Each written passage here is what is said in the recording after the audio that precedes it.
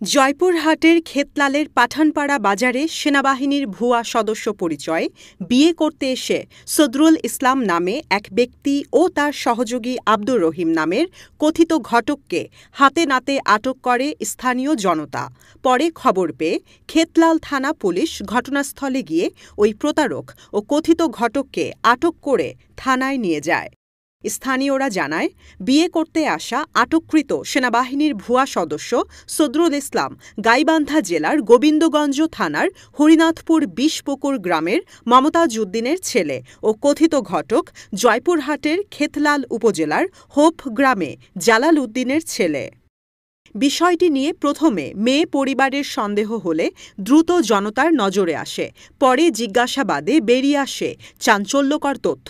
অভিযোগ ওঠে, জয়পুরহাটের পাঁচবিবি উপজেলার ছাতিলালী গ্রাম এবং কালাই উপজেলার শাইলগুন গ্রামে সেনা সদস্য পরিচয়ে তার প্রতারণার শিকার হয়েছেন একাধিক পরিবার।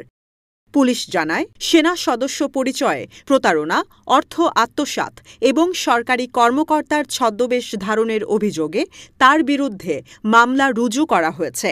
এ বিষয়ে খেতলাল থানার তদন্ত ওসি এস.এম. কামাল হোসেন জানান, প্রতারক দীর্ঘদিন ধরে সেনা সদস্য পরিচয়ে বিয়ে ও অর্থ আত্মসাতের মাধ্যমে প্রতারণা চালিয়ে আসছে। তদন্ত চলমান রয়েছে। তদন্তে আরও তথ্য পাওয়া যাবে। আর্মির সদস্য পরিচয় দিয়ে বিভিন্ন সময় বিভিন্ন জায়গায় গিয়ে বিভিন্ন মেয়েদেরকে বিয়ে করার প্রলোভন দেখে বিয়ে করে এবং টাকা পয়সা আত্মসাৎ করে নেওয়ার প্রাথমিকভাবে আমরা জানতে পারছি।